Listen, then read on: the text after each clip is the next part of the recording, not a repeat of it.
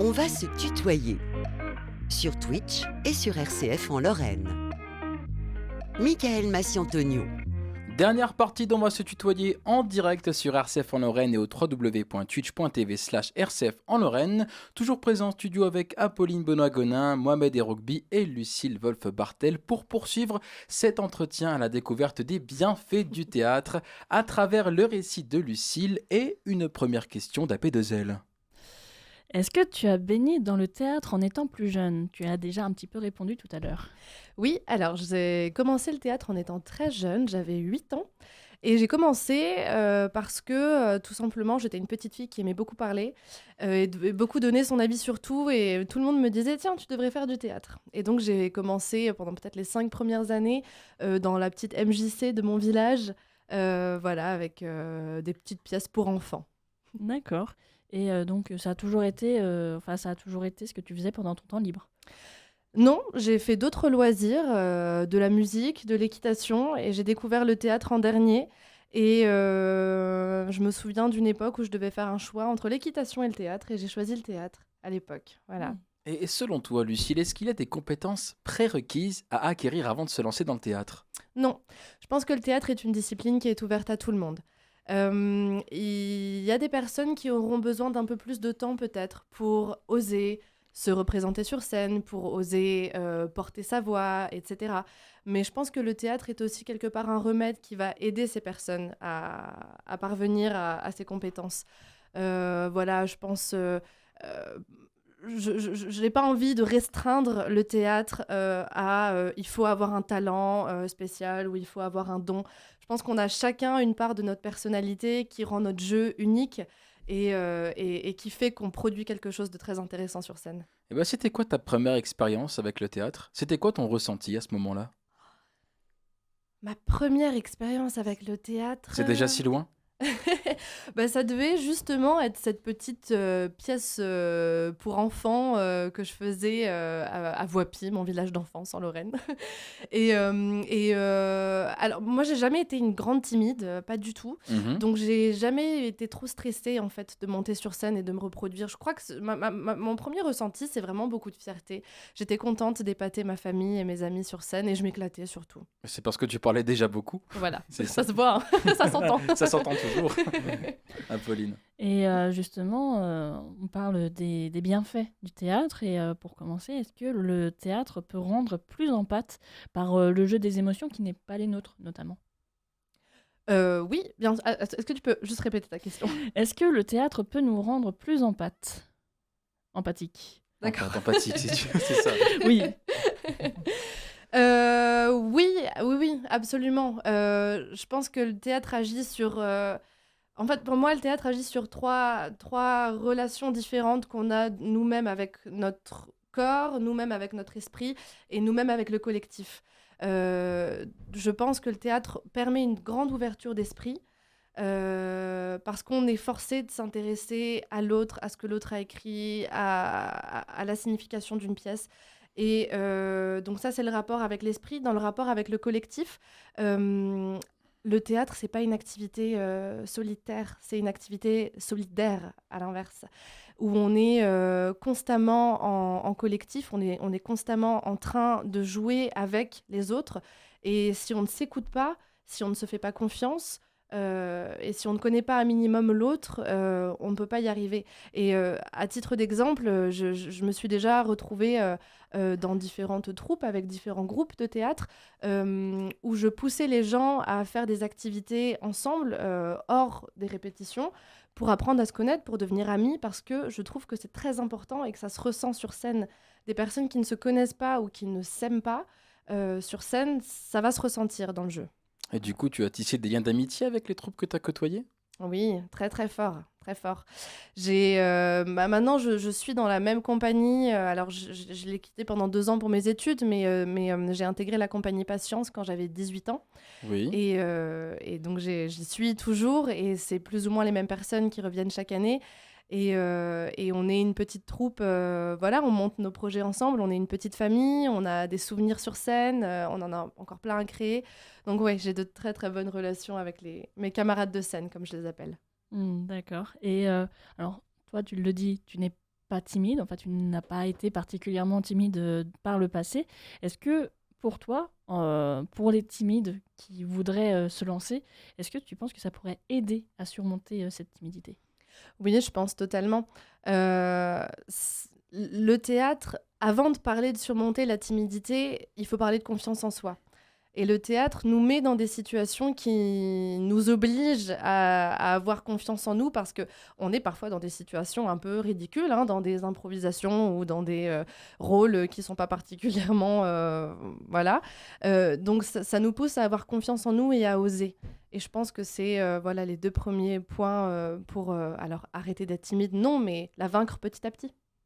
Et est-ce que tu as eu cette sensation ou est-ce que des personnes t'ont fait part de cette sensation en sortant d'une répétition ou en sortant d'une pièce, de la sensation de vivre 2 histoires, une sur scène et une en dehors de la scène? Oui, complètement. Et c'est pour ça que j'aime le théâtre. C'est de me dire qu'à chaque représentation et même à chaque répétition, Lucille n'existe plus. Et j'ai un peu l'impression d'avoir plein de vies différentes. Je m'identifie beaucoup à mes personnages aussi. Et quand la pièce se finit, j'essaye de leur inventer une suite. Voilà, moi, dans ma tête, je me dis, tiens, comment est-ce qu'ils pourraient agir dans telle ou telle situation? Donc oui, on a vraiment l'impression d'avoir plein de petites vies différentes. Et le théâtre, c'est aussi quelque chose qui peut te permettre de voyager. Est-ce que ça a été ton cas?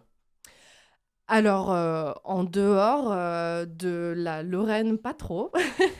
Dans le cas de petites tournées. Alors, est-ce que tu parlais de voyage ou de Ah, voyage spirituel? Parce que oui, là, oui. il y aura les deux. C'est ma prochaine question. D'accord. Alors, voyage, Non, voyage. voyage, Desirless. moi, moi personnellement, pas vraiment. Après, avec grand plaisir, j'accepte. Enfin, je cherche toutes les opportunités qui peuvent s'offrir à moi. J'ai vécu en Allemagne pendant 2 ans. C'est vrai que j'ai cherché à en faire là-bas. Malheureusement, les circonstances ont fait que ça n'a pas été possible. Mais voilà, je pense que... Et du coup, ces voyages, ça te permet d'avoir différents retours, différents publics également, des petites écoles aux scènes de théâtre peut-être plus nationales, plus régionales. Qu'est-ce que ces voyages ont pu t'apporter? Et là, on est plus sur le domaine du spirituel. Alors, c'est vrai que c'est différent, différentes sensations, différents voyages. Il y a ce côté plus intimiste quand on va jouer dans des petites salles avec un public très proche ou un public très particulier, hein, ça peut être des enfants, ça peut être même un public de personnes âgées, où là, on va partager quelque chose de complètement différent. On va presque toucher les personnes et devenir très proche d'elles alors qu'on ne se connaît pas du tout. Et ça, c'est très beau, très intéressant. Et puis, il y a le voyage où on voit plus grand, où on est dans des grandes salles. On a joué La Cantatrice Chauve samedi dernier devant environ 150 personnes lors du festival de Mes Cloves en Seine. Et là, c'est beaucoup plus impressionnant. Et là, on est finalement très seul. Enfin, je me sens très détachée du public. Je sais qu'il est là, mais je suis complètement dans mon monde et voilà, le partage se fait, mais plus après la pièce. Donc c'est 2 choses différentes, mais très très agréables. Une très belle réponse également. Et là, donc, tu viens de parler d'un voyage physique, d'un voyage spirituel, mais finalement, est-ce que le voyage peut se faire aussi dans le temps, dans l'espace, à travers les pièces enfin, en quelque sorte, est-ce que ça peut te permettre de mieux comprendre, mieux te plonger dans l'histoire? Alors, il y a une très belle phrase qui dit qu'au théâtre, rien n'est impossible. Voilà, tout peut se transformer, tout peut s'imaginer.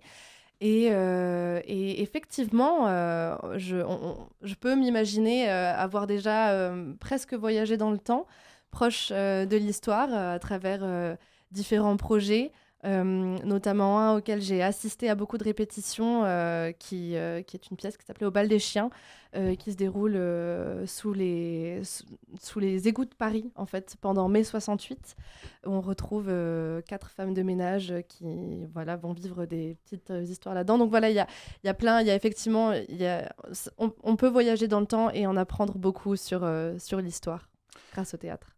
Et à côté de ça, je sais que tu es encore étudiante. Est-ce que tu arrives à gérer le théâtre et les études en même temps? Alors, oui, il y a 3 choses à gérer parce que je rédige mon mémoire, mais je travaille à côté. Donc, il y a le travail, le mémoire et le théâtre. C'est beaucoup de travail, c'est vrai. Mais oui, visiblement, j'y arrive. Mais voilà, je pense que quand on veut se donner les moyens, on peut le faire. Il nous reste encore 3 petites minutes, le temps de parler peut-être de projets, Mais Apolline. oui. Est-ce que tu as des projets particuliers au niveau du théâtre? Oui, absolument. Comme je l'ai dit, on a joué notre première de La Cantatrice Chauve de Ionesco lors du festival de Mes Clubs en scène samedi dernier. Nous rejouons cette pièce le 18 mars à la salle Jacques Jeanvrin à Montigny-lès-Metz Mhm. et certainement également en mai. Mais ça, c'est à reconfirmer. L'entrée est gratuite, c'est au chapeau. Et voilà, tout le monde est le bienvenu. Et avec la compagnie Patience, juste après La Cantatrice Chauve, nous démarrons le projet de mettre en scène En attendant Godot de Samuel Beckett. Voilà, à venir pour 2024. Elle a déjà anticipé ta prochaine question, Eh oui, Apolline. eh oui, parce que j'allais te demander où est-ce qu'on pouvait te trouver sur scène.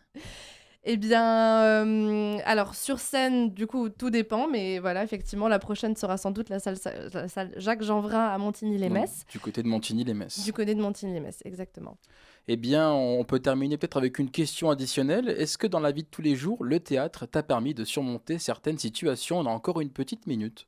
Absolument, exactement comme la situation que je suis en train de vivre maintenant. eh Je ben, ne vais c'est pas dire vrai. de subir, Et ça mais tombe bien que ce soit la dernière question.